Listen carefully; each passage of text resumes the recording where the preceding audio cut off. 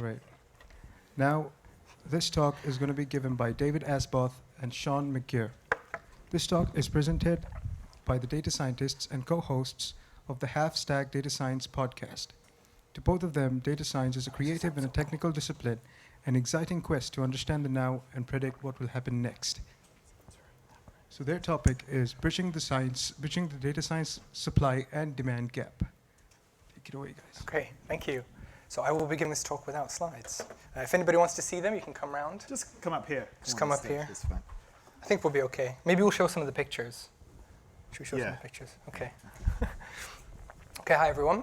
So we're David and Shaun, and we'll be spending the next sort of half an hour here talking about what we nominally call data science in the real world.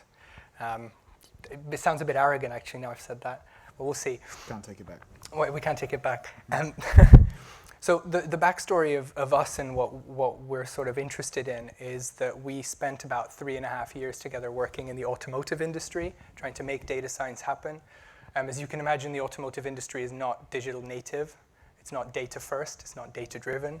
And so pretty much from day one, we looked around and said, well, hang on, the data science sales brochure said algorithms and value and all sorts of cool stuff. Sexiest job, 21st century, and so on. So why are we spending our day emailing Fred from finance to send us a CSV? Right? So where is that coming from? What's this mismatch? And the more we spent talking about this and the more we spoke to other people at meetups, we realized that most companies in the world that try and do data science are trying to do it in this kind of environment. And so we did what any self-respecting pair of millennials with opinions do, and we started a podcast about it. Before COVID. Before COVID, yeah, well, before it was cool. Mm-hmm. And so the podcast is called Half Stack Data Science, which I'll explain in a second. And so although our paths have diverged in the last year, we're kind of doing different stuff, which we might get into today. We still have a shared interest in what data science looks like and how to actually deliver it in most sort of legacy enterprise environments. Should do a survey question. Who works for a company or organization born before the internet? Okay, good.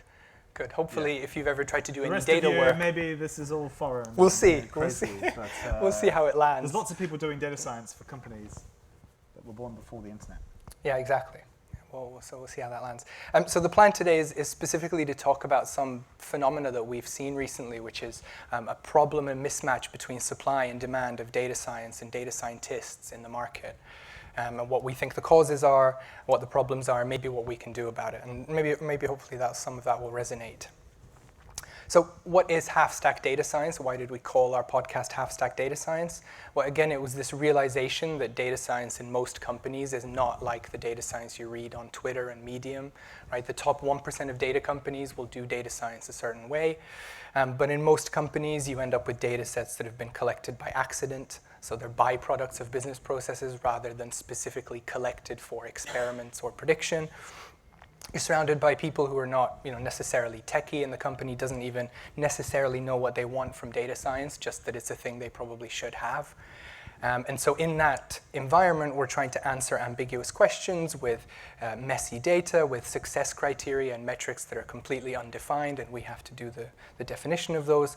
The most important thing is interpretability, because you cannot sell a black box model to a used car dealer, as we very painfully recognized. They can sell a black box something to you, but not the other way.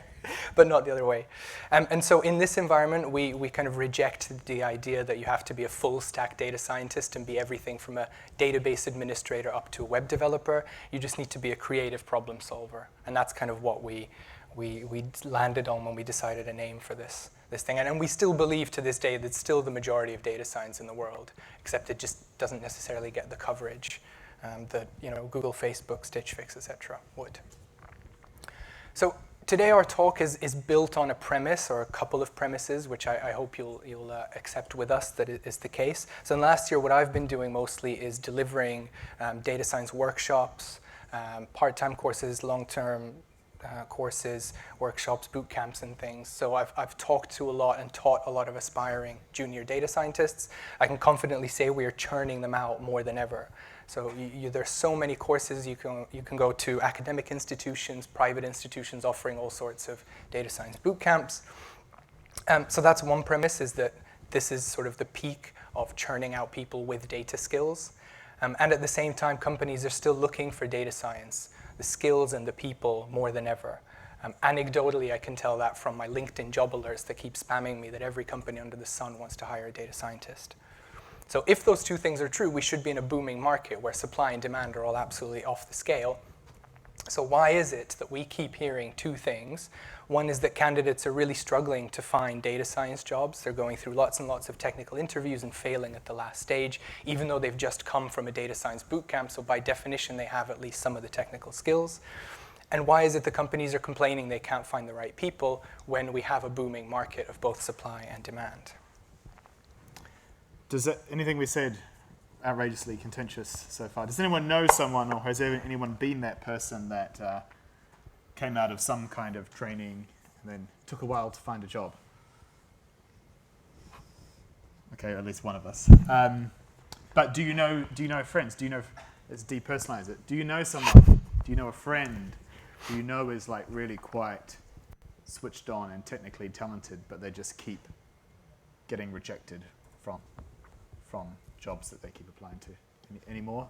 Okay, Some nods, good. So whether the friends are us or the friends are other people, but yeah, It's the friends we make along the way. Yeah, personally, I know tons of people who, they say, Shaun, why am I having trouble finding this job? There's so many jobs listed, and companies keep saying there's a shortage of talent. I now work for Data Raiku, and our customers tell us that we can't find enough of the right people, and then I know the right people, and then they apply for jobs at places, and then they just don't. So there's some kind of market problem maybe here is what we want to highlight.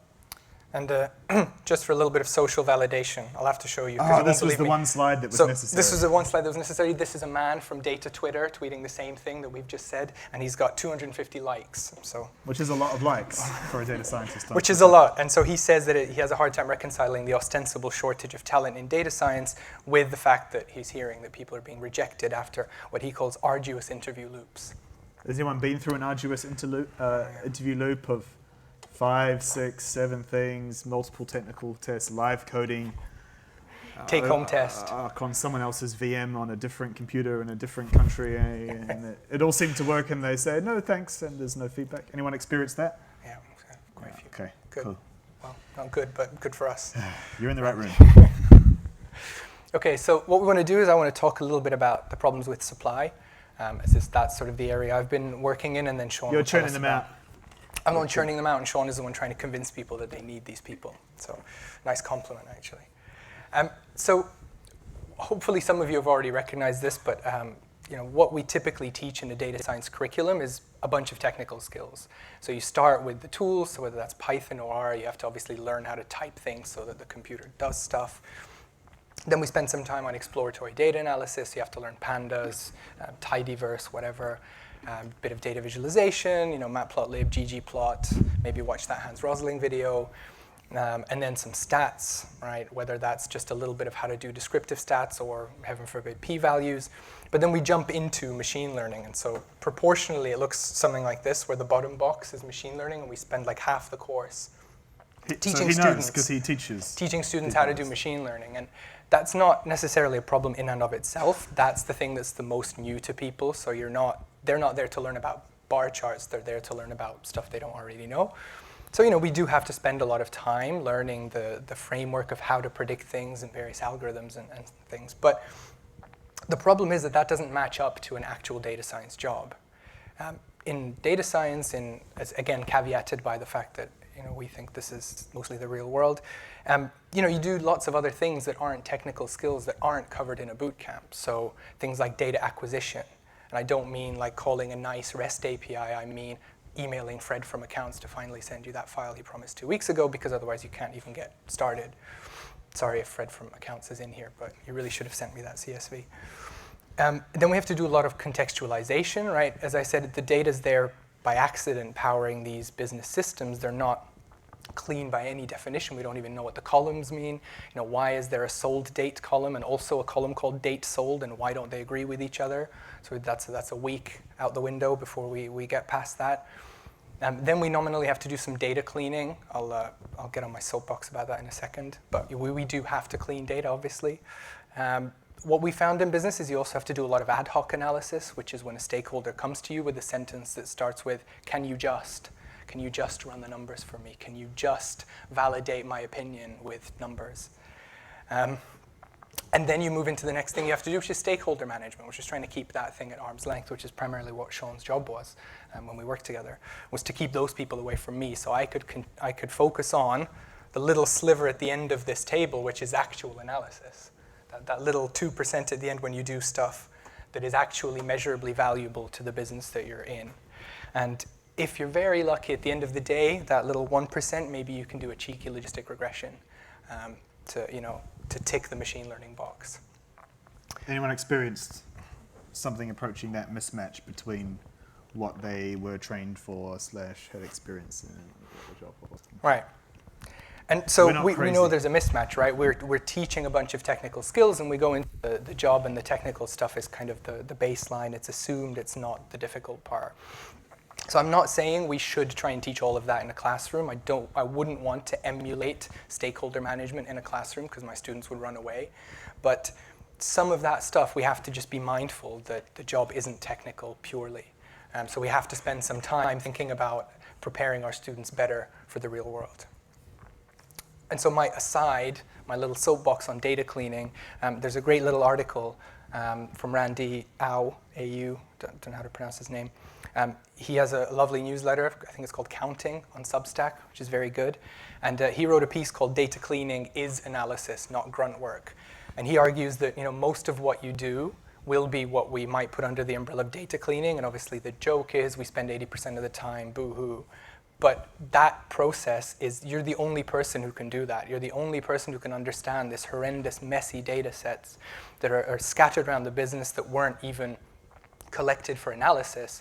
And this may be your most valuable contribution to the business, not the little logistic regression that you run at the end, which anyone from a boot camp can do. It's the non-technical stuff. It's the really digging into how the business processes translate to the data sets that you work with. That's really where the value is. So data cleaning makes it sound like it's a sort of janitorial, annoying thing we just have to do, but actually it's the most valuable, I think.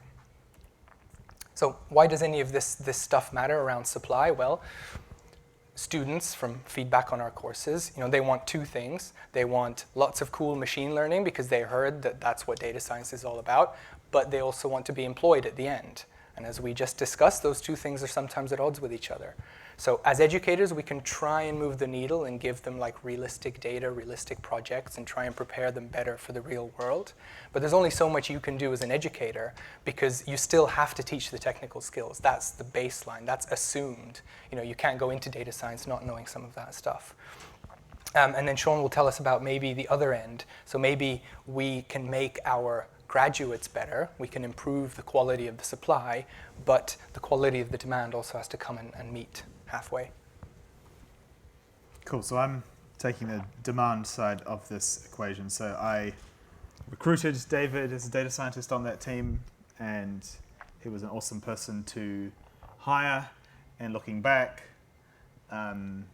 it's mostly for all the things other than machine learning experience that David got the job over other people.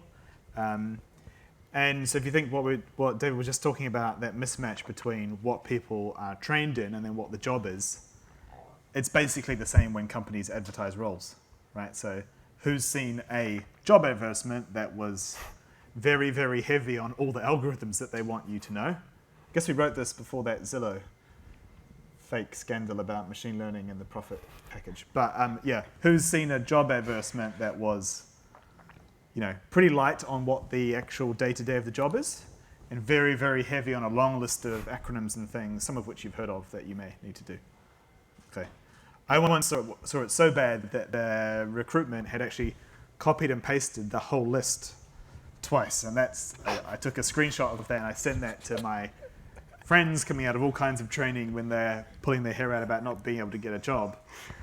It's like, sometimes the person doing the hiring or putting together the position description knows quite little, and so when they accidentally copy and paste it, they don't know that AWS and AWS is actually the same thing. So we have actually the same problem when companies try and hire people, that they're doing a very terrible job of it. And when I started to hire people and realized that this is a problem, I tried to exert as much control as my organization would allow on how we advertise the roles. So there's always some kind of compulsory corporate boilerplate, but if you're out there hiring, or if you can influence someone hiring, just try and get them to recognize this problem we're talking about and to frame their jobs and advertise their jobs to actually focus on what the job is. That sounds kind of crazy. Advertise the actual job, not the thing that will reinforce this problem of people seeing job adverts, going to people training who try and say, can I teach you a little bit about what the real world is actually like? And they go, no, I want more algorithms, please. So basically, anytime you see a market failure like this, look for like a common information problem on both sides, which is just kind of like a mirror image of it. And another problem that, it's another cool, one more cool picture. This is a tree with some apples on it. But the title of the slide is, the lowest hanging fruit has already fallen off the tree. So when you, particularly when we were the first data scientists and in a company that maybe didn't need data science quite when they hired us. Thank God they didn't know at the time. They didn't know at the time. We had to tell them without getting fired. If you ever ask someone, a data scientist or a data science leader, what use cases should I go after? What problems should I attack? People say, go after the low hanging fruit, yeah? Like, why would you not? If there's like apples right there, you just grab those apples. Don't go for those apples. You need a ladder, you might fall over. Well, when I interviewed for the job, either you or your boss told me the fruit is so low hanging, we're picking it up off the floor. I thought, oh, that's great, that sounds good. But the problem with the low hanging fruit that's already fallen on the ground is that it may be like rotting. And one of my colleagues at DataIQ took it a step further and said, it's already been consumed by some other parasitic process.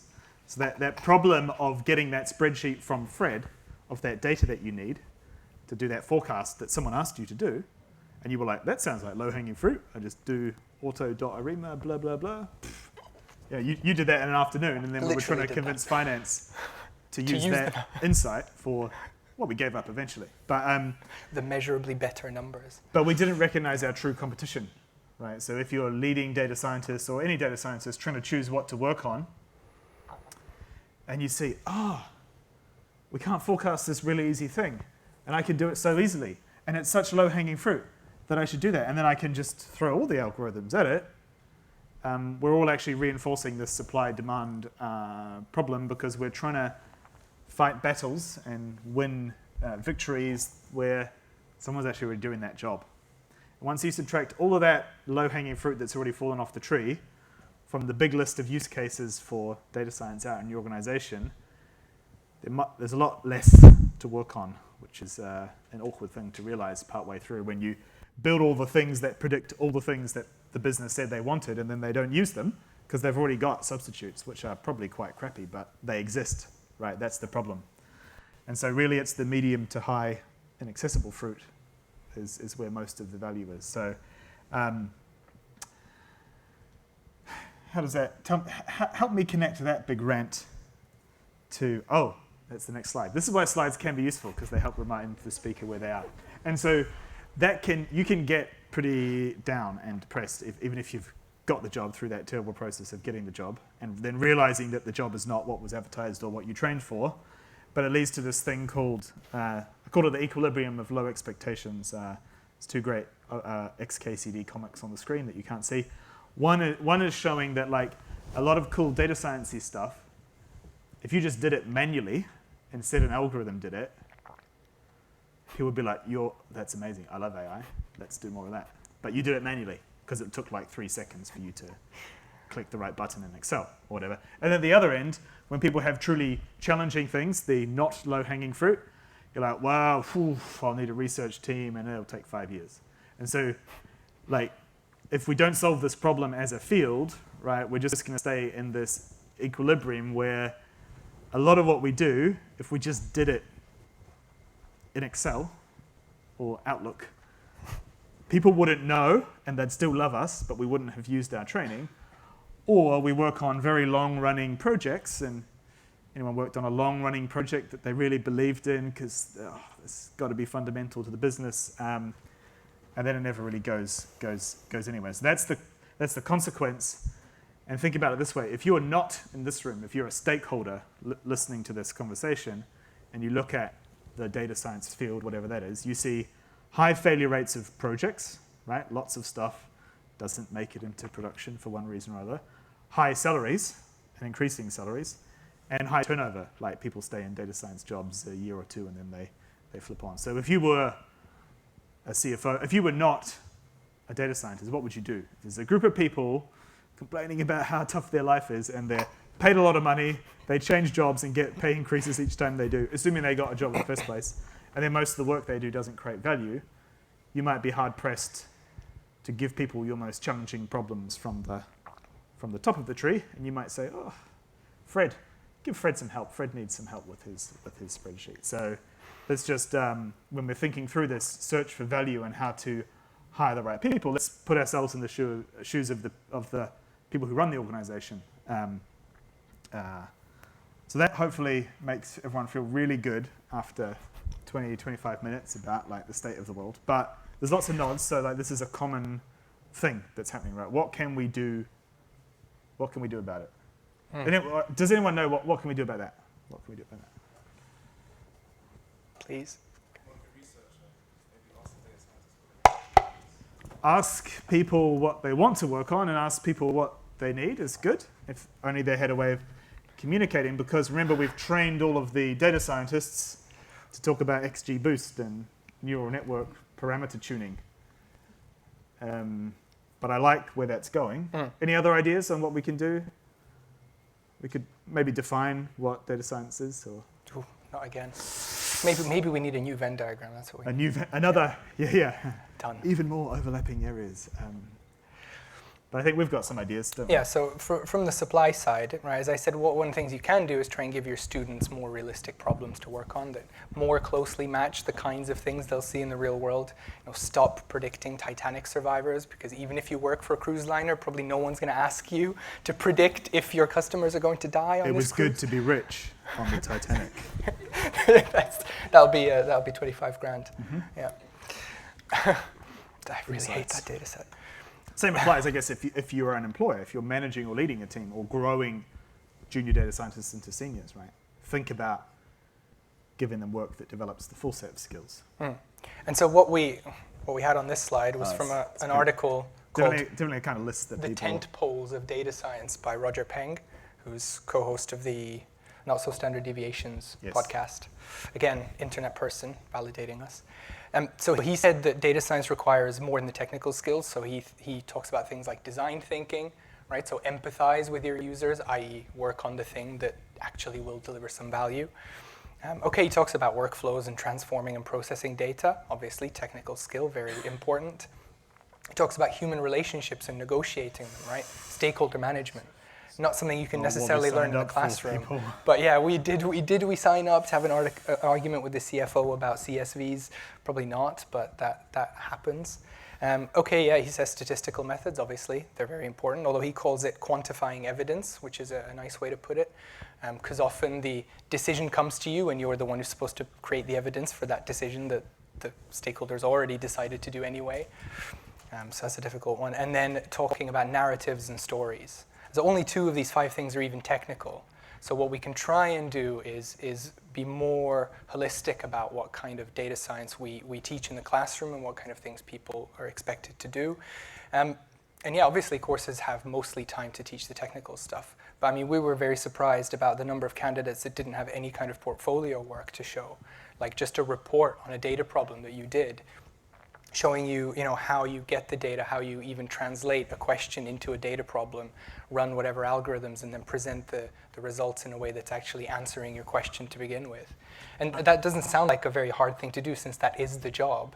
But what I always encourage students to do is just do lots of little projects, even if it's like optimizing your fantasy football team, it doesn't matter. But just show that you have a question, you can answer it with data, and you can present it back in a way that non-data people will understand. And for me, as a former hiring manager, just having any of that evidence will immediately, well, when I was last hired someone 2 years ago, just literally having any work that you can show that has some kind of number and words in it puts you in the top 10% already. So in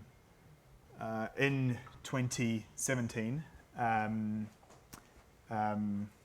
50 or 100 people applied for the job that David got, and my very blunt but effective screening mechanism was, thank you for your application. Can you share with me anything you have ever worked on in the history of your life? And more than half of people are like, sorry, I work for a bank, and so I can't tell you anything I work on. And so how am I going to validate your ability to apply design thinking, whatever you call it, however you learned it? How am I going to understand the negotiation of human relationships beyond that kind of interview question? Tell me about a time when, like I actually want to know how you did that in a data problem as well. And then, the last point that Roger makes in this list, transformation of data analytic information into coherent narratives and stories, right? Because ultimately, the CFO is not the one calling the API or looking at the CSV of scored customer records, right? They want a story at the end.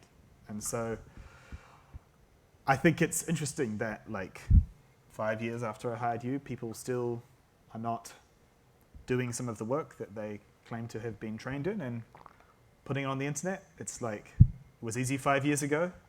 It's even easier now. Maybe it was difficult 10, 20 years ago to, in whatever set of tools that you know how to do, publish something about literally any problem on earth that you care about, showing that you can frame a problem, get some data, do some stuff to it, and put that result into some kind of narrative, which could be a single graph with a nicely summarized insight that you want someone to take from that. And then if you've already got the job and you're now freaked out about have I made the right choice, and you're trying to do your job better inside the organization, there's some very awkward questions that you should ask your boss about the work that you're doing. If you're feeling like, some of what we've said today resonates, and you feel that these other skills are not being developed enough in your own career, right? Because the algorithms, the code, that's the easy part, right? It's fewer of the 5 items, and it's the easy part, and it's so easy to learn those things compared to 10, 20 years ago in all these different venues, free, paid, online, offline, whatever. All these other things we've been talking about are really hard to learn, and they're best learned from experience. So awkward questions to ask your manager if you don't feel that they are invested in developing those skills. Hey boss, if our slow-burning, long-running investigation into XYZ is getting no traction, maybe we should can that project because it's not addressing any underlying business challenge. And I've done it to David. I've made him work longer on things than I should have. We're still friends because we killed stuff on time. There's another thing you can ask. So, we're talking in our team a lot about we got to get models in production. But hey boss, if they were in production, would anyone call that API? Would anyone do anything differently anywhere in the business? Would any customer Please. or colleague decision or behavior change, right? So it's not just about designing great models and experimenting and then productionizing them technically. Like if nothing ever happens because of that, you were paid to do something pointless. And then another awkward thing to ask your boss is, hey boss, who owns time and resources and value in this company, and are we sufficiently connected to them? Or are we off in some weird closet on the org chart under strategy or future finance. strategy, or hey, finance could be the right place to be, right? I'm not saying we like Fred after all, but and how do we convince those people that we need to spend at least a little bit of time on the fun, exciting R&D stuff, right? But also actually spend the rest of our time doing something valuable, because not every person who might be your boss asks those questions of of their own boss. I guess if we're also happy to finally get that data science job that we spent all that time training for, and then we survived that first cut, right? It may feel very awkward to ask these questions of your boss, but I just call that aligning the work you do with how your organization thinks about time and value. And so our closing statement to you is going to be, you're smart people, you'll figure it out. And I've had that said to them. That means two things, right? One is that, right, it is our job to figure it out, because at the end of the day, we're trying to stay employed, so we have to figure out how to deliver value to an organization. But also, we're sick of hearing that from internal stakeholders who think that it's your job to figure out what's valuable for the company when it's not. So that's our sort of closing thought, and thank you so much. We've got a bit of Q&A time. We also have yellow and black branding. Yeah, we also have yellow and black branding. Thank you. But yeah, I think we've got five plus minutes for questions. Yeah. So. Thank you, David and Shaun. If anybody has any questions, please raise their hand and I'll come to you. Comments too. If it's more of a, this is more more of of a a comment than a comment. question. I don't know if we have I'll time turn for it that into a kind of. question. Right, so first of all, I agree with pretty much all you ranted about. And secondly, Thanks for nodding while we're talking. Yeah, thank you. Thanks to everyone who was nodding. wouldn't it be more useful to basically teach people in boot camps frustration tolerance and data cleaning until the end of days, plus documenting it for no apparent reason? What would happen to that company you work for, David, if that was the... No, my students would cry if I made them do that. I mean, I know it's realistic, but I agree. do make them do more data cleaning than I think they see on other boot camps. Before the pandemic, we were talking a lot, like, okay, we go to these conferences, people nod along. How do we monetize your nods? How do we make money out of that? But at the moment, what people want to pay for is the problem that we're describing. There's not so many people interested in this solution. If anyone wants to give us that idea so we can commercialize it, That we'll would work be on great. it together. Please stay behind I'd afterwards. I'd yeah. love to. But basically, yeah. Someone in the right beside you on the left. Behind you, yeah. Very cool talk, guys. Thank you very much. I wonder, like, you said about like product deployment, right? And would we need to deploy it? Like, is it a product at all? Like, does people need it or not, right? Yeah. But like, and I also said that algorithm sometimes is easy to learn. So I probably would disagree with the thing that a lot of people try to learn like how to, like, I don't know, write XGBoost or how to use XGBoost, but actually maybe you need to learn how to write a simple API with a regression and test if there is a product or not. So I feel like maybe the wrong kind of technical skills are also like taught, because if you like iterate fast with the very simple things, but you also need to know a bit about like how to deploy it, how to monitor it.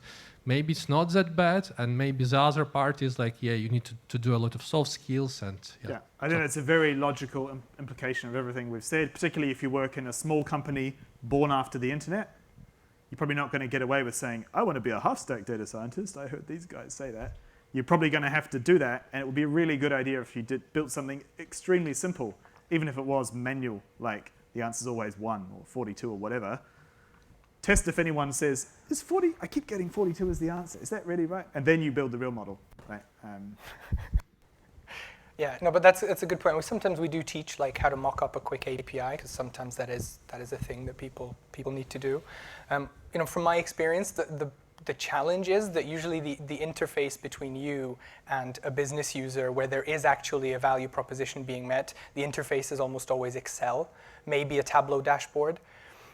Anything more techie than that, I mean, we're talking to people who are account managers of used car dealers, so we're not talking about anyone who's ever going to call an API. Sometimes you get someone like that, and then they leave the company immediately because they realize that they're supercharged technically versus their actual role. So that's the challenge. I mean, I guess we could teach how to take someone's horrible spreadsheet and add a column to it so that you could send it back.